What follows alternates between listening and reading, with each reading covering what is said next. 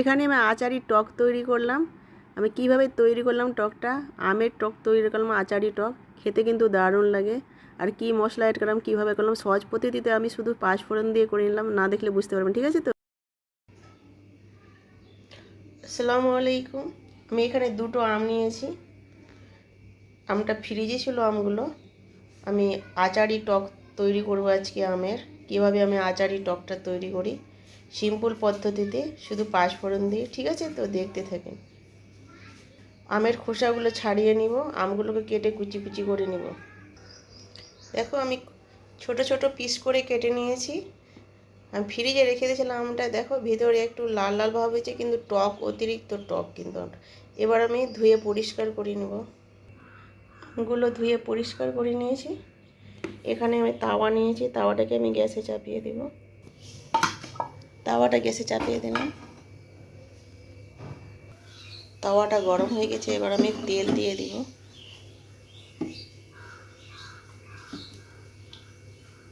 বেশি তেল লাগবে না, কিন্তু অল্পই দিব। এই আচারি টকটা কিন্তু খেতে দারুণ লাগে। তেলটা গরম হয়ে গেছে, এবার আমি পাঁচফোড়নগুলো দিয়ে দেবো। শুধু পাঁচফোড়ন দিয়ে কিন্তু করব। পাঁচফোড়নটা একটু ভাজা হয়ে গেছে, এবার আমি হলুদ দিয়ে দেবো। হলুদ দেওয়ার কারণ হচ্ছে যেন তেলটা ছিঁড়ে না পড়ে। এবার হলুদটা দিয়ে দিলাম আমি। এবার আমি হলুদটা একটু নেড়ে চেড়ে দিতে হবে, এভাবে একটু ঝুলিয়ে দেব। তারপরে আমি আমগুলো দিয়ে দেবো। দেখো একটুও ছিটবে না, আস্তে আস্তে দেবো। দেখো একটুও ছিটলো না কিন্তু। আর হলুদটা না দিলে পরে ছিটে পড়ে যাবে, কিন্তু চোখ মুখে পড়ে যেতে পারে কিন্তু। এবারে আমগুলো আমি দিয়ে দেবো। তো একটুও ছিটলো না। আমগুলো দেওয়া হয়ে গেছে, এবার আমি হলুদটা মাখিয়ে নিব। এভাবে উল্টে পাল্টে নেব।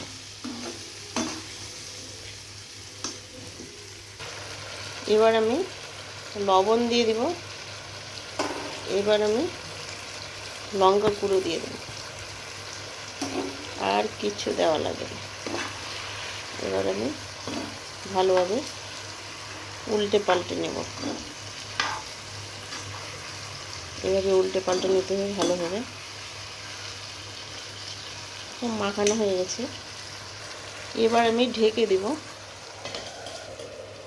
ঢেকে রেখে দেবো। আমি 1 মিনিট পর আবার ফিরে আসবো। 1 মিনিট পর আবার ফিরে আসলাম। দেখি আমার কী অবস্থা হলো আচারি টকের। আমি কিন্তু গ্যাসটা কমিয়ে দিয়েছিলাম, বেশি জালে কিন্তু হবে না, নাহলে পুড়ে যাবে।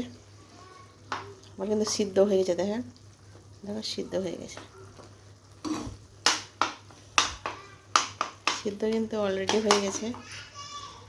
আর 1 মিনিট জাল দিব। 1 মিনিটের জন্য আর ঢেকে দিব।